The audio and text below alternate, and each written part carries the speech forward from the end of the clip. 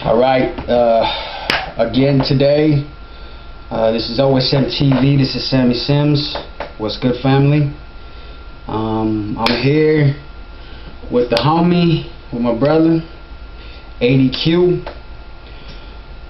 Here from Winston-Salem, originally from Shelby, North Carolina. Great. This is him. This is him. What's good, ADQ? What's up, everybody? Doing alright? Doing alright? I'm incredible. How about yourself, brother? I'm okay, you know. Hurting, but I'm good. You know, I'm alive, so that's what I gotta be thankful for. I got my, you know, kids, my life.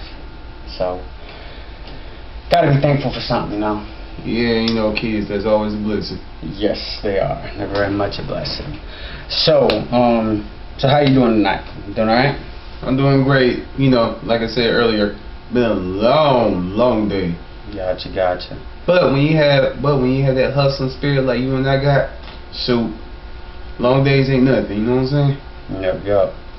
So I got a question for you. It's a two-part question, okay? So, and it actually is going to incorporate with two different fields of things that you do, okay? alright. So, how and why did you get involved in music and in theater and acting and stuff like that? First, the music. Okay, now do you want the short answer or the long answer? It don't matter. Long answer's fine. Alright, cool. Everybody sit back and take a journey. Now, I've actually been involved in music ever since I was 6 years old.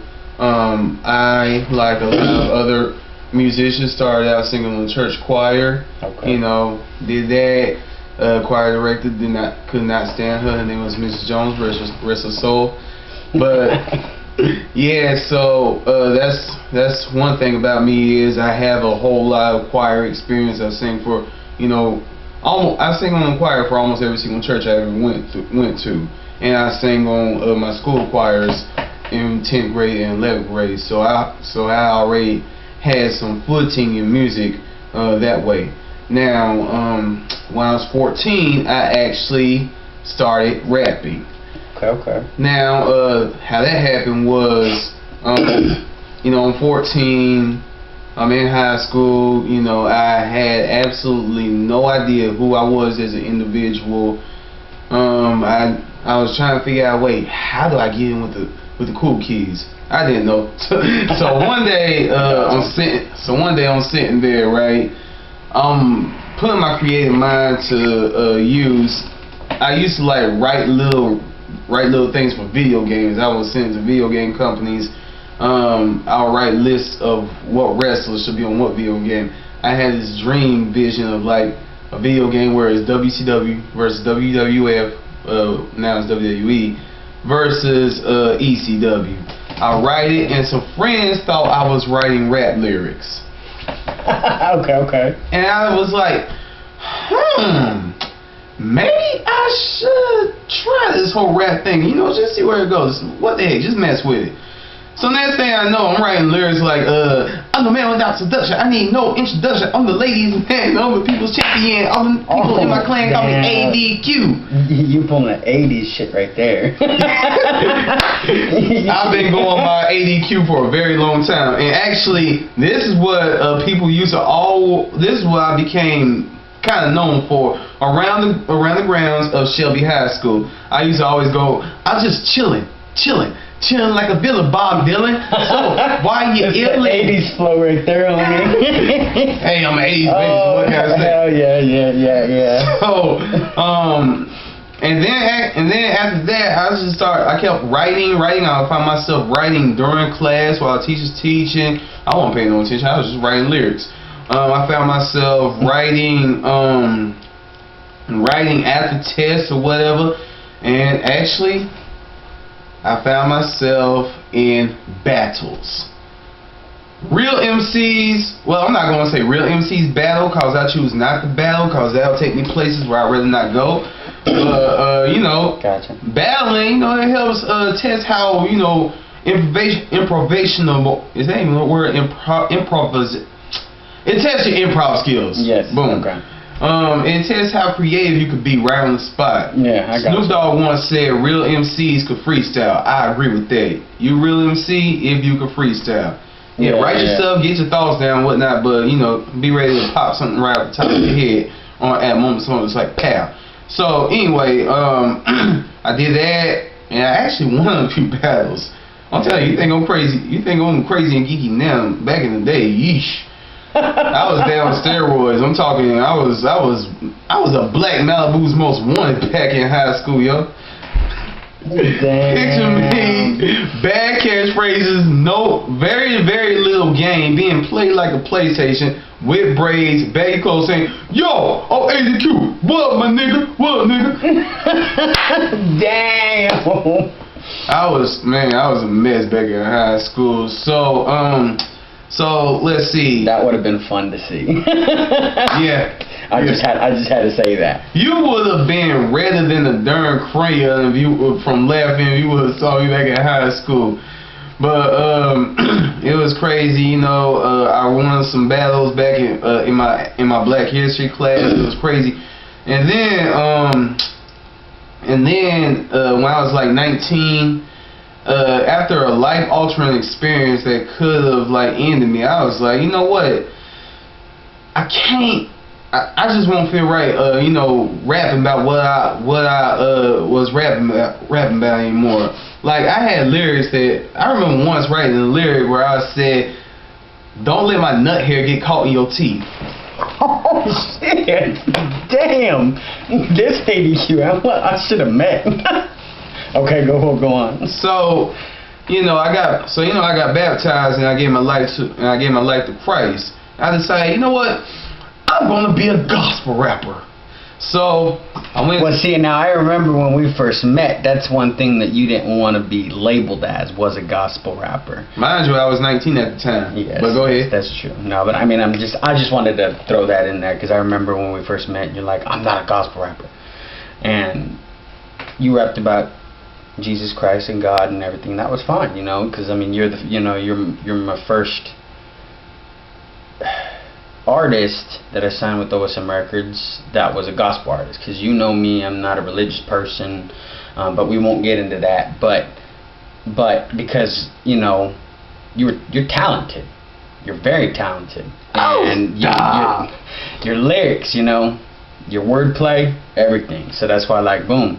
I said, "What's up? Let's do music." So, I'm sorry. Go on with the rest of your stuff. I was giving a bit of the story, but I appreciate that though. Thank you. No problem, man. But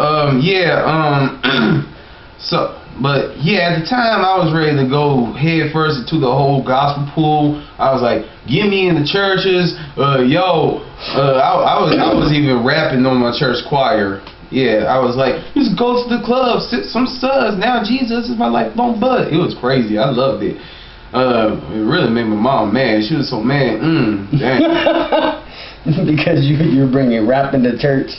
Yes. Believe it or not, in the year 2014, there's still people who think that rapping in church is a bad thing. I'm like, why? See, it's like one of my favorite rapper, Lecrae. He's known for Christian rapping, but he chooses not to be associated with the stigma of being a gospel rapper. You could use rap, hip hop, to change lives, to change the way people, to kind of give people a new way of thinking. Yes.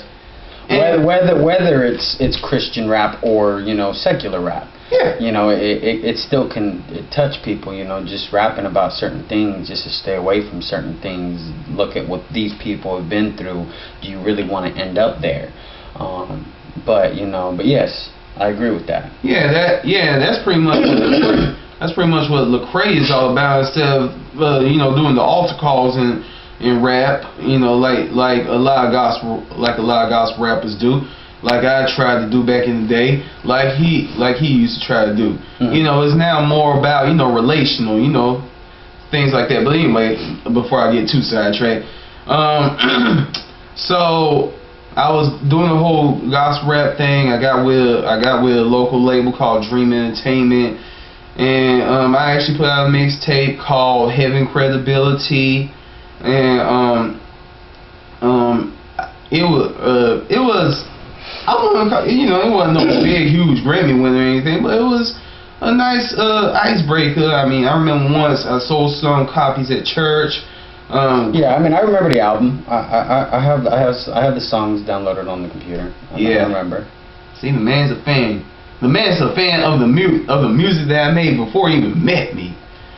So I remember once coming home from church with $85 in my pocket from selling my CD. Yeah, St. Peter's. There you go. St. Peter's Missionary Baptist Church in North Carolina. In church. A-okay. Yeah, there's a lot of bad hustling going on in church, but we ain't gonna get into that. That make a whole lot of people mad. Which then again, look at his face. Ask me if I care. He don't care. He don't really. give a shit. I'm gonna say that. He won't say that, but he don't give a shit. But let's see.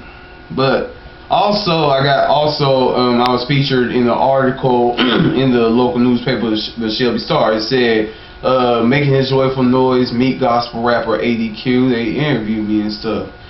But then I moved here. That was like one of my main reasons for moving here, because there's a huge Christian rap scene here in Winston-Salem and Greensboro, and I wanted to be a part of it. And I still have friends to this very day who's making big moves, like my dude, Mr. GP. Shout out, Mr. GP. Yo, this movie you got going on, tell it. It's based on a song. I was in the video, reading the Bible, going, oh man, that thing shake me up. My homegirl T-Shep, Quiet Storm, Chosen, Z, Gatekeepers, they finally got back together. I'm not going to shout out anyone else right now. I'm just saying that's the scene that I wanted to be a part of. I wanted to be a part of that. But then as time went on, and I started to listen to I was listening to some Christian rappers, and not none of these people, that's their lane for real. That's them. I started and more I collaborated with Sammy here and listened to music. I'm a fan of music. I love good music. I started asking myself, am I a Christian rapper? I'm a rapper who's a Christian. I mean, definitely. Anyone knows me, hopefully the fact that I'm a straight up hardcore Jesus freak with a show. I asked myself, am I a Christian rapper? And the more I got into Lecrae and whatnot, and the new direction he was going into, I was like, yo, this dude is making moves that I thought about doing. He's collabing with secular artists and whatnot. He doesn't see anything wrong with it. Me, I never really saw anything wrong with it. That's why on my second mixtape, which sucked, it was horrible, came out in 08, Heavy Credibility Volume 2, The Rebirth. You see me, that's not a freaking Walmart shirt that I'm wearing. I'm just letting that know. I'm just putting that out there. Anyone sees the cover, CJ. That was supposed to be my introduction, me trying to get a part of the whole Winston-Salem hip-hop scene, whatever.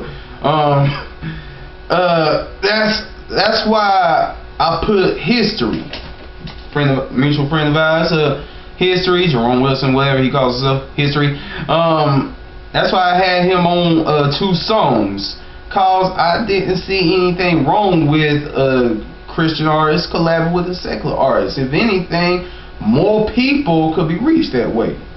So like I said, after that, I took some time away from music, recorded a couple tracks here and there and stuff.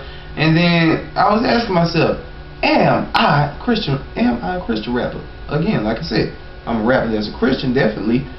I will put a lot of my life experiences and how walking with Christ has helped me, get through my life and whatnot. But I'm not going to put no altar calls, no sermons, none of that into my songs, because that's not me. I'm more along the lines of, it's like this. The philosophical rappers, like Common, Lupe, Mos Def, Talib Kweli, Fonte, I like to put myself in that class, except, they put, a lot of them are 5%ers. They believe a lot of what the Quran says and whatnot. I'm not knocking that or anything, but me, the Bible is to me what the Quran is to them. So I like to think I'm more philosophical with. I try to be more philosophical with it and put my beliefs into my song, and hopefully, you know, it stages down to good music. And like I said, I'm not a gospel rapper. I would do a song talking about how God's been good to me and whatnot, and what He's got me through in this crazy 28-year odyssey that is known as my life. But I'm also, you know, I just like to put together good music. Like I just put out a mixtape last year, the organic section. I remember getting this beat from this dude named Jake Beats, and I was like, dang, I love that New York sound. I love it, I love it, I love it. What can I put together on this? And I thought I could put together a song about racism. And can I do this by myself? I can't do it by myself, but it would help if I had some help on this. Who else know about racism? Duh! This incredible singer right here to my right. So I was like, yo, Sammy, because you know Sammy, he been doing big things all in California, here in North Carolina and stuff. You know, having to collab with this guy is like having to collab with a celebrity. So I was like, well, Sammy, can you please sing on my CD? That would be like the greatest thing. This dude freaking put together. This dude sang the hook, and did his verse before I even started on my lyrics. Yeah, I got the beat, and I remember just listening to it, and I was like, bam, bam, bam, bam, bam, bam, bam. Wrote a hook. I did it, and this is when I was, you know, I wasn't in my house. I was out staying at my mom's, and I recorded it in the garage and everything like that. But I recorded it, boom, right then and there, and then I hit you up. Hey, it's done. This is it. I'm sending it to you. And that was that. I remember that shit right there. Yeah, that just happened just like that. And it doesn't happen all the time, but when it does, I love the feeling that I get when I fucking do that, because I'm vibing with it and just getting down and dirty with the shit. And then like, and I remember that, shh, because I know no cussing, and you know I don't want to cuss on your album and everything like that, and that's why I was like, shh, or for what? Yeah, because yeah. So, theater. All right. Wow. So that was a nice little story about the music, right? By the way, I did release a mixtape last year called The Organic Section. Anyway, theater. Now, yo, I remember this how theater started for me. I got bit by that bug. You know, that acting bug. I got bit, and I got bit hard by it when I was 8 years old. This is when I was going to Washington Elementary Math and Science Immersion School in Waco, North Carolina. They had these little skits, these little musical skits going on, and I was sitting there like I think God was talking to me at that time, saying, Adrian, this is your destiny. This is you right here. Because I was sitting there like, oh my goodness, this is amazing. Like, creative juices that I've never felt before started stirring up in me. Like, I started getting ideas on what to write. And the sad thing is, I'm just now, 20 years later, I'm just now starting to capitalize on it. Better late than never, right? But anyway,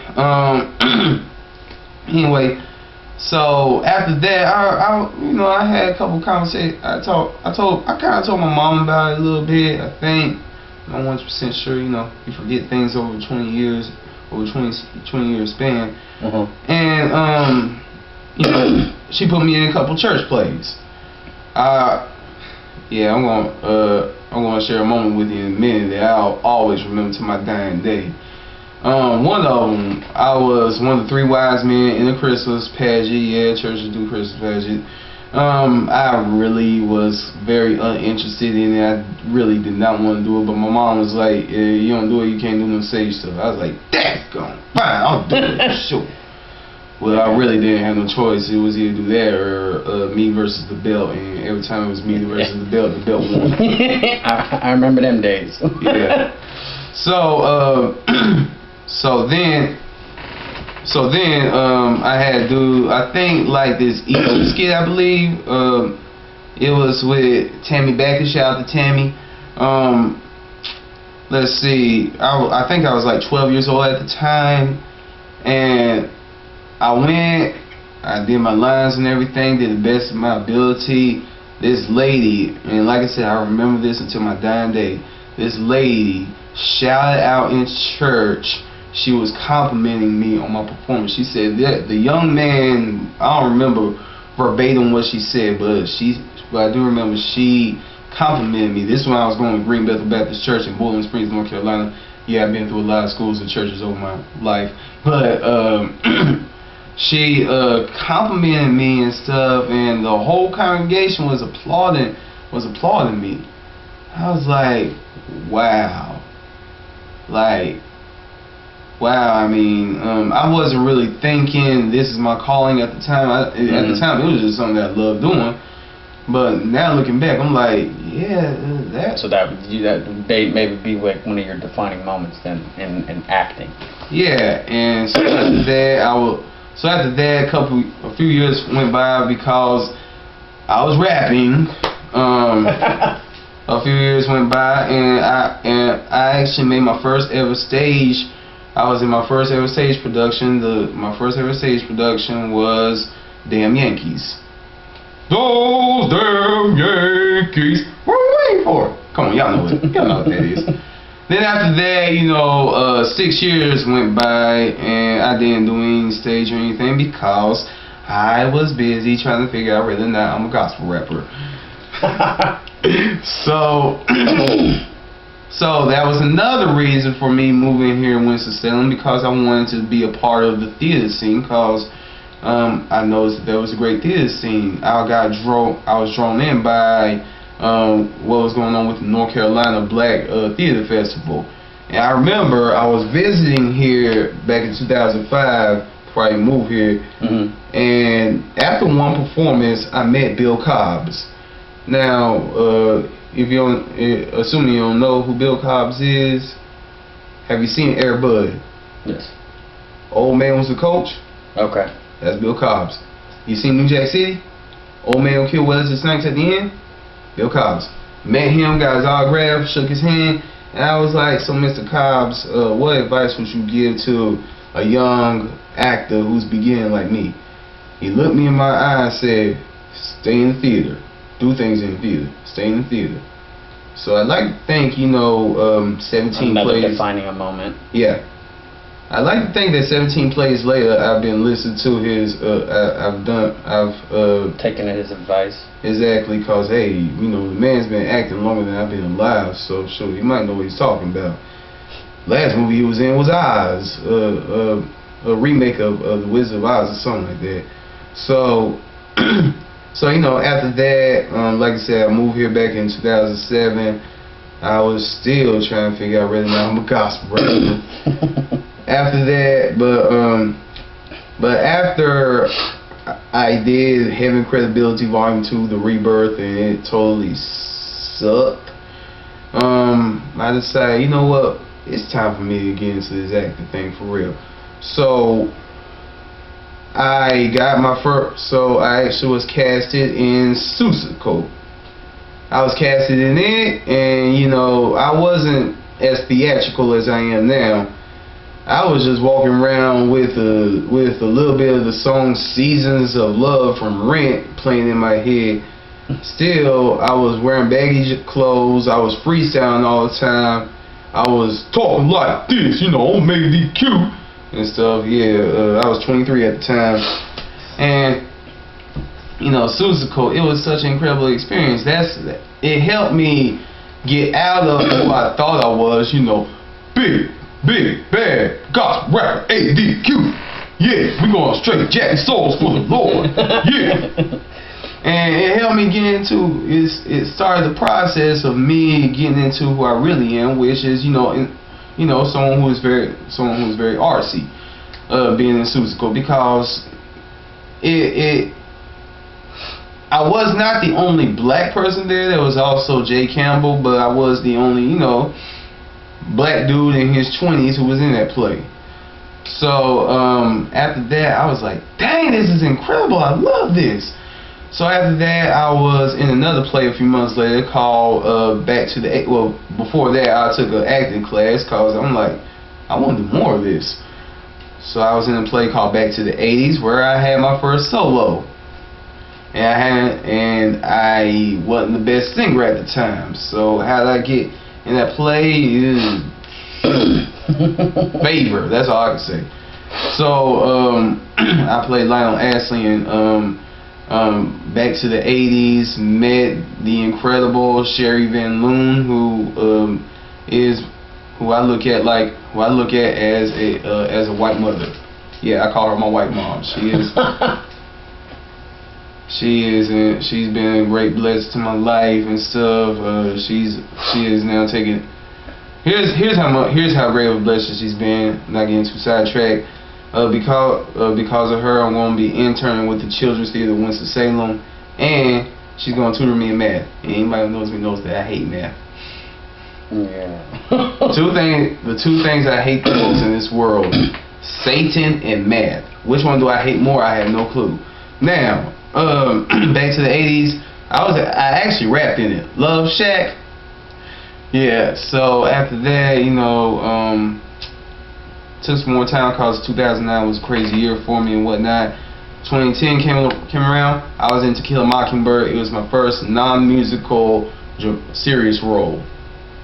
And this dude named Quinn Holton, he actually met me backstage after one performance, and he said, "Adrian, you did a great job." I was like, "Thank you." I mean, To Kill a Mockingbird, you've seen the movie. Anybody who's read the book, that darn story will make you cry. I mean, especially with the music playing and the sun lighting like that. I mean, I'm like, dang, that thing made me. See, I hear you, man. You getting choked up right now. So, after that, let's see. After that, I did, dang, what else did I do back in 2010? Well, I'm not going to run through my whole list, but I just know that, I love theater. Like right now, I'm taking theater appreciation class at Forsyth Tech. Every time we cover the chapters, I just feel it's like God's tapping more in my spirit saying, this is you, this is you. Everybody has their own calling in life. Mm-hmm. My calling is the theater. Music, I do love music, but it's like theater is my wife, music is my side cheek. Oh shit. And I will say I think that my most favorite performance would have to be A Raisin in the Sun. I was Joseph Osagap. The reason why is because people thought that my country, Shelby, North Carolina behind, was legitimately African. Okay. Yeah, and last performance, I bullcrap you not. Last performance, after I did my monologue and left, my character left for a final time, they gave me a round of applause. That's good. Yeah. So and also,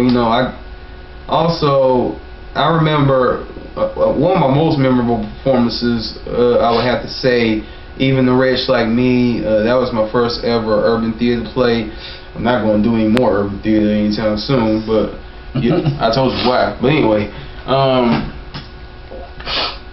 not only was that my first urban theater play, but the writer, Miss Pashana DeBose, she pushed me to cry. She wanted me to cry. I'm like, okay, I did To Kill a Mockingbird, but that was a small role. You telling me to cry and play a prisoner? I mean, this some heavy stuff.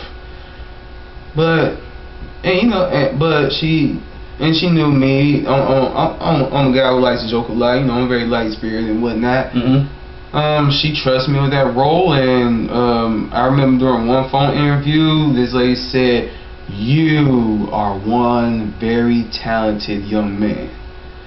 So I just think about that, and you know, when I just look back at everything that I've done, theater related and whatnot, I'm just glad that, you know, I've realized that this is my calling in life. Because, you know, a lot of people go through their entire lives without knowing what their calling is. Yep. They just exist, and you don't want to do that. You know what I'm saying? No, they're just a vessel. That's all they are. Because they don't go out and find out who they are or what they're about. So, who would you consider to be an influence in both music and theater? An influence. Well, I have to give my top influence or some influences. Either or. Alright, well, music-wise, number one, I have to say Lecrae, cause, like I said, dude is like I said earlier, dude started out as like this super preachy gospel rapper, changed it up and whatnot, you know, still Christian and whatnot, but became more relational, and now what he has to say, it affects both the saved and the unsaved. I like that. I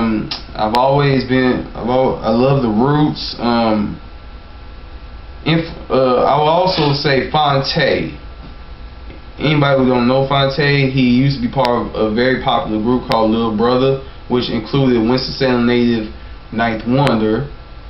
And Fonte, he's still doing things even after Little Brother broke up, both solo and as one half of Foreign Exchange, and he's doing it on his own terms.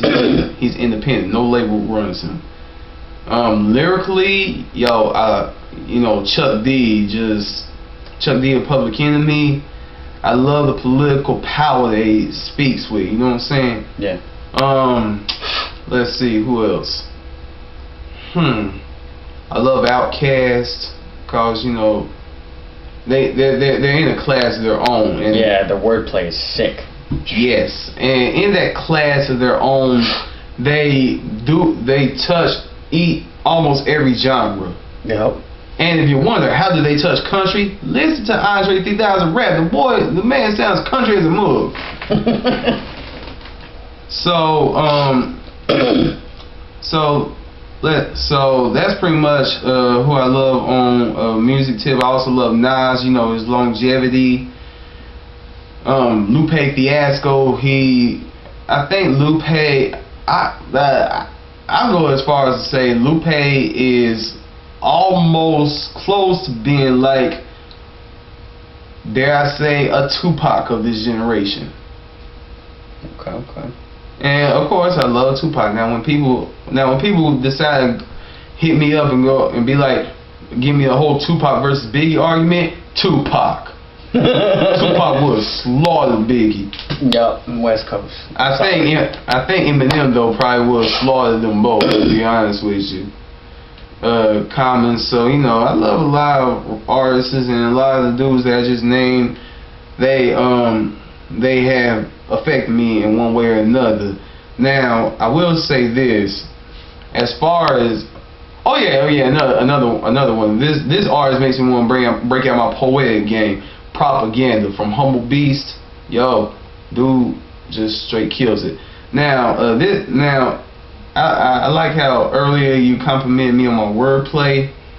This is how that came about. Once I was listening to this Common song called The Corner, one of the most hard-hitting songs ever, and the way the dude was making words rhyme, dude was saying black church services, murderers, Arabs serving burgers with cats with gold furnaces, and they rapping something like that. I was like, I love it when words rhyme over and over like that. That changed my whole life. So I was like, I'm gonna try my best to make my words rhyme like that. So you know, I have one song on my mixtape where I'm like, what's good, Q? Welcome back. I know you about to bless them cats. I knew you leave the church where they say you was dressed and whack. Why you wanna impress them cats? It's cool. I see you stressing mad. Let's go burn one. Ooh. Thank you. There you go. So now, as far as theater goes, I'm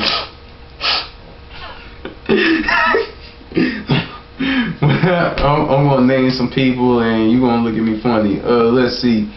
Number one, Denzel. You know, as I don't like to call myself a black actor, but hey, I'm an actor and you can obviously tell that I'm black. I mean, Only way you won't be able to tell that I'm black is if you turn off the lights. You probably won't even see me. But nah, you just a dark white boy.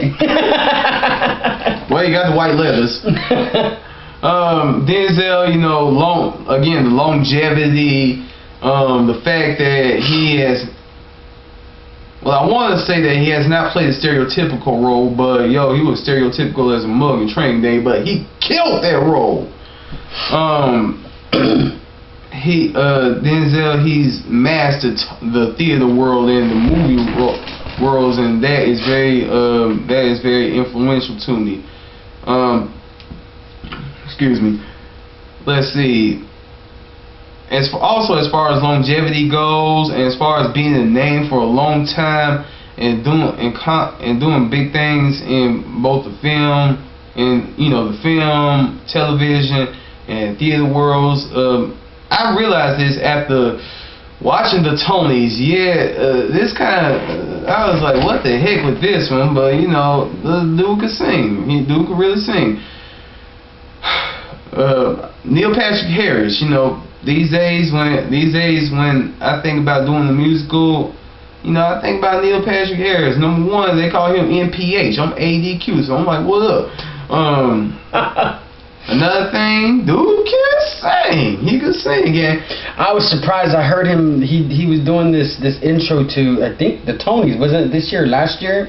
And he did like the whole opening or whatever, and he was singing and dancing. I didn't know he could sing. I was tripping out. I remember seeing him on Doogie Howser, and then Starship Troopers, and just like and then How I Met Your Mother and everything. But I mean, I didn't know dude can sing. There's like a lot of people out there that I didn't know can sing. I'm tripping out on some of these people, like Robert Downey Jr. He is soulful as hell. I did not know he can sing. I was tripping out when I heard his song. I'm like, what the fuck? I heard him sing. Serious? I heard him singing. It was beautiful. He's soulful. Yeah. So, well, Robert Downey Jr., he played the black man so well, so of course he's going to sing really well.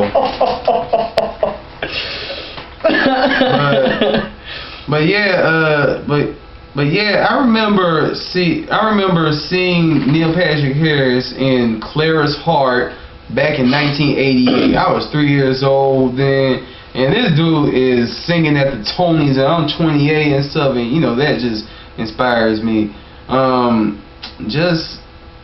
Of course, when it comes down to playwrights, now, of course, me being a black man, and I know you're going to have me mention being a black man, but me being black, we are human beings. Yeah, we're human beings with different pigmentations. But that being said, a lot of people always suggest that I work with Tyler Perry. Now, I love the man's testimony for real. The man was dirt broke, penniless, homeless. Now, man's a billionaire, got his own enterprise going, he's his own boss, all that good stuff. That's a beautiful thing. But, that's pretty much where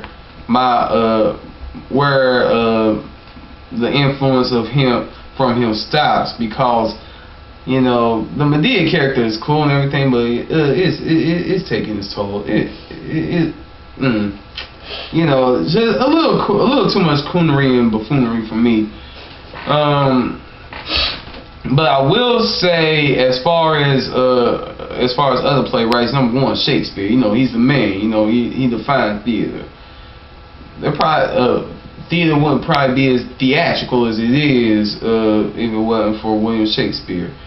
So definitely Shakespeare, and I have to say August Wilson, because I read King Kedley II from my theater appreciation class. Oh my goodness! I'm like, when I get old, I want to play the stool pigeon character. The stool pigeon character is crazy. Like, At one point in the play, the preacher's he's in church, the preacher's preaching, so the preacher says, yeah, God's gonna F everything up. See, you can't say F, you gotta say the full word when you're in the play, and I'm gonna go see that. Just to hear you say fuck. Cause I remember the phone call. Sammy, these motherfuckers are pissing me off. Holy shit, these fucking cops. Damn fucking pigs. Blah, blah, blah. I'm like, holy shit, who the fuck is this? Is this 80Q? Is he fucking cussing to me? Holy shit.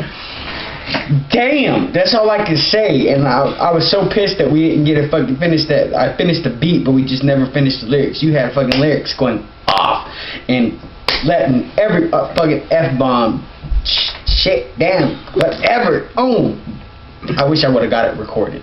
I really do, but I didn't. Just let the viewers at home know that was like what, 5 years ago. But yeah, that was at a time in my life when I was going through a crazy identity crisis. But I really was that man, and I do, and sometimes, on occasion, I do get that man, but I don't let it. Some people can only take so much. Yeah, definitely, definitely. So, you remember when we met? Mm-hmm. How did you get? Let me phrase this. How am I gonna phrase this? How did you hear about me? Well, this what happened. All right, for real. See, once, and this is when we was working at Walmart. No shout out to Walmart. No, none whatsoever. Walmart gets no love. They cut the food stamps, man. Anyway, this is what happened. Once a bunch of gypsies came into the store singing and stuff, they were like, "We're looking for Sammy." The fuck? Okay, I'm joking. That was the craziest story I could come up with at the time. Right now, nah, for real. Sammy worked on second shift. I worked on third shift, and then I came to second shift. I heard Sammy freestyling and whatnot. And you know, our friend Jerome, history, suggested that I work with Sammy. I was like, okay, cool. I'll hit Sammy up. We collabed on a track, which sadly never seen the light of day. Well, see, cause I remember you coming up and you're like, hey, I do music. Check this out, and you gave me your incredible Having Credibility. I want to say it was the second one. You had given me the first one after, because I remember the picture with not the Walmart shirt. I took that picture in Shelby. I remember that. Black and it's funny that you mentioned that, because like I seen the blue shirt and I'm like, did he take this like when he got off of work? I actually did, but I changed shirts. Gotcha. But yeah, so like I remember that, and then I think your beard was even drawn in, wasn't it? It was. Didn't they draw it in and stuff? It was, because number one, at the time, my beard would not grow and connect like that, and number two, even when my beard finally would, the barbers couldn't even shape it up the way I wanted them to, like that. I gotcha. Every single barber looked at me and said, "Whoa, who did that?" I was thinking, you can do that if you actually pay attention to the instructions I give you. Daggone. Shoot. But oh man. But you know, that was another defining moment, because who knew that such a beautiful friendship would have been born out of that? So, do you have any upcoming projects with music or mixtapes or albums, or even do you have any upcoming plays that you're working on? Well, as far as music goes, I keep having these ideas floating around my head where I'm like putting together a musical theater themed album. I would call it the Black Box. That's what I would like to do. The reason why is because the Black Box is a form of theater, and I could probably put some kind of philosophical message on that. You know, Black Box, black people box themselves in. Ooh, you're thinking that, right? Damn, okay. And also, I would like to put together, you know, kind of like a folk music theme, because I do love folk music. When you look now, before you look at me that crazy, when you hang around people like Doug Davis and his multiple bands, I'm talking about the Solid Citizens, the mediocre bad guys and all that stuff, and listen to them folking it out, Americana, the rock music, the soul roots music. Dirty, you can't help but love that stuff, man. Lee Terry, man, man, these guys are great people. It's just music in general. Like I've been really getting into blues. Oh like yeah, just that bluesy, bluesy rock, just anything and everything. It doesn't. I mean, I want to incorporate everything. I love classical, listening to classical, because you have to have patience to listen to classical, because they're long pieces, they're long compositions, and they're very technical, and they're very in depth, and you have to have patience. And like you'll see, I just like sit there, close my eyes, and just get lost when I'm listening to classical. Do you have any upcoming performances, or shows, or anything like that? Right now, I will be in The Fiddler on the Roof. I will be playing Nahum. I didn't spell you there. I will be playing Nahum the Beggar. It'll be July 18th through August 3rd. Those 3 weekends over at Stained Glass Playhouse. www.stainedglassplayhouse.org for more information. Look for The Fiddler on the Roof. Order them ticket. Well, you have to reserve your spot. 499-1010. I believe that's the number. 336 area code. You have to reserve your spot. Come see it. We're putting it together. Hopefully y'all love the show. So that's what it's looking like for plays for me right now. Just this year so far, I've been concentrating mostly on school calls. I'm trying to get my papers together. But I actually recently joined up with an agency. Okay. Yeah, Mad Talent. Shout out to Mad Talent, Miss Cooper. Miss Lorena. Thank you very much. Now all I gotta do is just submit my headshot and stuff, and who knows what happens next? Well, Lord knows. Also, I'm currently finishing up writing a play. My goodness, I've been writing this thing for over a year now. But you can't rush hard, right? Nope. It's called The Life in Elijah. I'm thinking about changing to a more Shakespearean name, like August Wilson did with King Hedley II. As soon as I can look up what the Iliad means, I might use that, the Iliad of Elijah the First. I don't know, but I'm gonna write that. I don't want to be no one-hit wonder. After that, I'm gonna start writing a musical called Prayer Changes. I'm thinking it could be like Jesus Christ Superstar meets Rent or something like that. I'm mapping the story out, and I also would like to. And also, I'm speaking this into existence. I believe in naming and claiming. One day I'm going to write either a play, or it's either going to be a play or a film. Two diametrically different worlds. It's going to be called Learn Spanish. It's going to have a Romeo and Juliet twist in it. And Tybalt was Juliet's cousin, one of the Romeo's behind, right? I believe so. Okay. It's going to be a Spanish.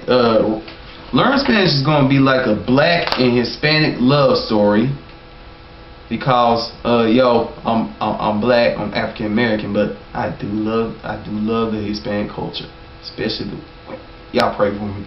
Anyway, I keep getting off subject. There's going to be a character who's going to be like the Tybalt-y type, and I want this guy to do it. Yeah. That's right. I see an actor in Sammy somewhere. So, when you're in front of a crowd, whether it's music or the theater, what goes through your mind? What kind of feelings do you get? Lord, I hope I don't screw it. Nah, let's see. Before every performance, I am a nervous wreck. I'm for real. I don't throw up or anything. I do pray before every single performance, but I don't throw up or anything. I am like really like super nervous. And I'm like, I just want to go out here. I want to do my best. I want to give like I want to give my best performance. I want to give a very memorable performance. Cause I'm like, I've been applauded off stage before. How do you top that? So, and this has happened twice. But that's pretty much what goes on through my mind. Also, I'm like, Lord, thank you that I'm here. Thank you that I'm following my dreams. You know, this is what acting. Now, as far as music goes, you know, I haven't actually did a musical performance in a long time. But when you did, what feeling did you get? Man, I would get rushed, cause I remember the actual last time I did it was at the Winston-Salem Centennial. Since I'm the only rapper that Doug Davis knew, he invited me to perform B.O.B.'s Airplane song, since B.O.B.'s originally from Winston-Salem, and the whole event was celebrating Winston-Salem music. So I was doing that. I was like, dang, this is fun. I'm loving this. In fact, my mixtape wouldn't even happen if it wasn't for that. So that's the feeling I get. I'm thinking to myself, man, I hope I do not mix up my words. And also, you know, with both of them, I'm hoping that I can enunciate and articulate, because I've had a problem in the past where I'm talking like this, you know, running my words together and stuff like that. That is so annoying. Now, this dude told me when I was in Raising in the Sun, he was like, you have to project. Yeah, I remember that. When I was in choir all 4 years, projecting your voice, don't nasally sing it or anything like that, because then you can tell the difference when you're talking and when you're not, you know, when you're sitting there and you're projecting your voice and you're using your diaphragm instead of using just your nasal, you know, cavity. And you don't want to sing through your nasal. You want to sing with your chest. You want to sing just, yeah. So trust me, I know about projecting. So let's play. We're gonna play a word game, okay? I'm gonna say a word, and whatever the word is, whatever the first word that you think of as soon as you hear that word, say it. Okay? Music. Dang, let's start over. I was thinking of something to say to it. Go ahead. Music. Life. Okay. Life. Dang. Ooh. God. Okay. Past. Present. Present. Future. Future. 3. Dang. All right. Yeah. 3. Death.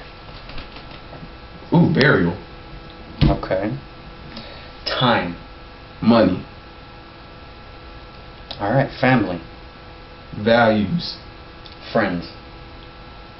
Family. There you go. All right. Well, I appreciate you being here, bro. You have any contact information you want to give the people? If they want to get in contact with you to be featured on anything, or even featured in a play or music or whatever, what's your contact information? Do you know it offhand? If I didn't know my phone number offhand, I'd be like the slowest guy in the whole world. I don't know if you want to give your number out, but your email or your Facebook or your I know you have a Reverb Nation, so maybe give your Reverb Nation information, stuff like that. Okay, well, I have 2 emails. One is ADQ _27106 at yahoo.com. My other email is ADQ number 4 Christ at gmail.com. My Reverb Nation, www.reverbnation.com/ADQ. My Twitter at Avenue ADQ _85. Facebook, just type in Adrian Dion Quarles, spelled Quarles. You can hit me up there, and you know, you happen to want to feature Little Me, that's not the best card. Let's see. If you want to be blessed with an Adrian Quarles performance, then hit me up. Well, he's gonna be featured on my second album, which should be coming soon, within the next year or so. Right now, it's in the stages of trying to figure out the concepts of the tracks, and there will be at least 3 or 4 tracks that he'll be featured on. Praise the Lord. So look out for that. And this is the end of. There's something that I feel burning inside me and say too. What's up? Earlier we were talking, and you said that you're not religious yourself. Audience, everybody at home, let me tell you this. And perhaps in some other interview we'll get in more depth about this. Don't be religious. Religion sucks. Being religious, bad idea. Pow, thumbs down on that one. Don't do it. Now, as you were saying, there you go. Don't be religious. You can be spiritual, but religion. You may talk shit to me after I say this, but religion is bullshit. Straight up. You want to start shit? Start shit. I really don't give a fuck. You want to come talk to me? Come talk to me. I'm a fucking man. I may be hurt, but I'm a fucking man. Say shit to my face, not to my back. Did we hit a soft chord on this one? No, I'm just saying, I don't like when people talk shit behind my back.